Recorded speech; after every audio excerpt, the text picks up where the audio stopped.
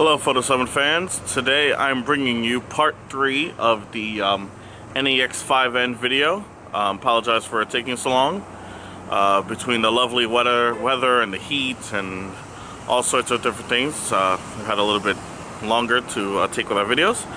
But anyway, here is part 3. I'm going to be showing off all the different modes that the camera has, as far as like miniature mode and HDR mode and color subtraction, all that good stuff.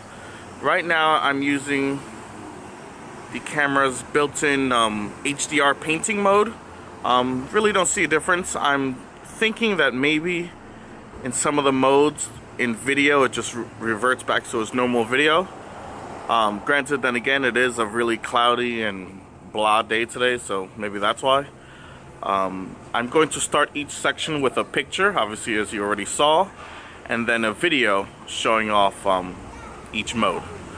Alright, so right now, like I said, this is HDR painting mode. You already saw the picture for it, and not sure what mode I'm going to do next, so you'll find out.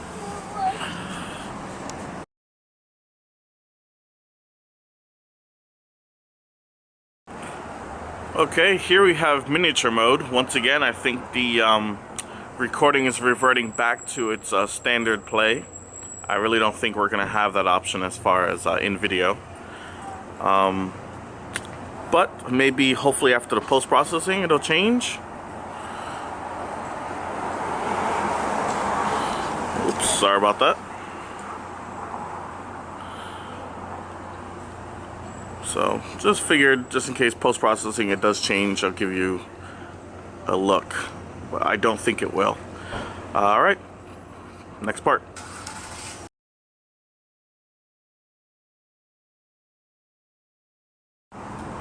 Okay, here we have toy camera mode. Here we can obviously see a lot of vignetting along the sides.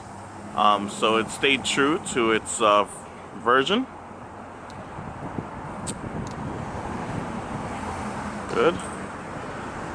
Not as much there, but you can see definitely along the sides a lot of vignetting there. So like I said, this is toy camera mode, so at least that mode we know works in video. So there are, I'm gonna guess, possibly a few modes that don't work in video. And that's all exactly what this video is about. Next part.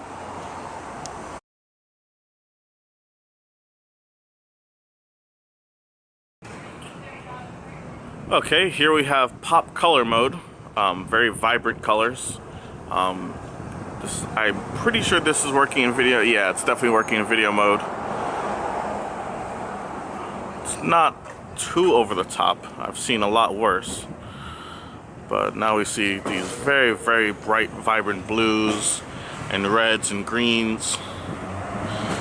Don't be fooled. This area is not this colorful. Okay, next part.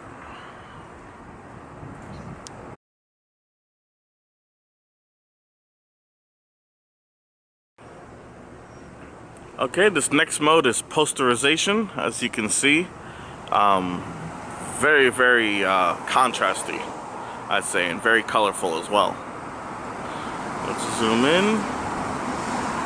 American flag. Very patriotic in this town. I like it. But very interesting effect. You can also do this same effect in black and white. A couple of these modes have a few different little tweaks here and there that you can do. Like I said, black and white being this one's tweak. Alright, next part.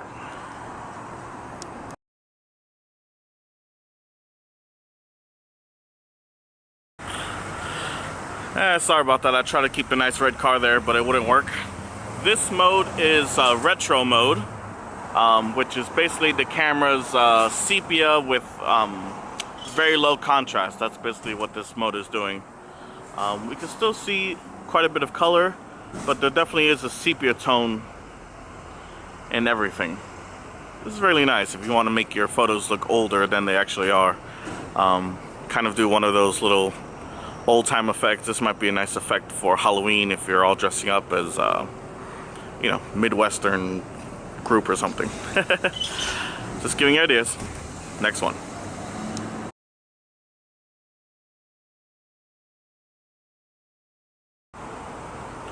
This next one here is called Soft High Key. It's pretty similar to the retro, except no sepia tones. It's more of a cooler kind of look.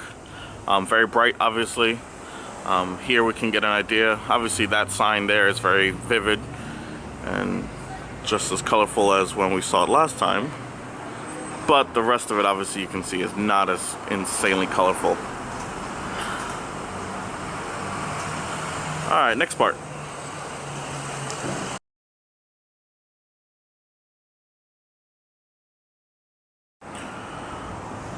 Okay, this next one is one of my favorite modes. This is the color extraction. We can extract all colors except for one. I have chosen blue. One of the things I like and one of the things I don't like about this mode, at least on this camera, is you can choose the color you want, but it doesn't always pick up. Like obviously our stars and stripes are red, white, and blue. It's not picking up the blue on that one, but it is picking up blue on the other flag. It's picking up the blue on the Citibank sign there. And obviously you can see everything else is black and white. US Postal Service sign there. The red flowers that we had down here are black and white. So it definitely is not letting in the red. There are other cameras with this mode that I've noticed. They're a little bit more lenient as far as the colors. Like obviously that mailbox there, that's blue and it's not picking up as blue. So I've seen other cameras that have a wider spectrum of blue that they let in. This one's nice. If we had a blue sky, obviously we could see that, but like I said, it's very cloudy and gray already, so. Alright. But, you know, still a nice mode to play with. You can pick between red, green, yellow, blue. I'm pretty sure that's it. I haven't found out a way how to change this mode as far as picking other colors, or as far as broadening the spectrum, but hopefully one day I will.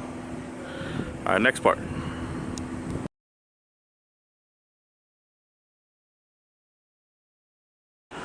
Okay, this next part is high contrast black and white. You can see very high contrast. Everything's black and white, obviously. This is nice mode for once again doing like a video that you're trying to make it look a little bit older, have a nice high contrast feel to it. Alright, I think that's enough of that. Next part.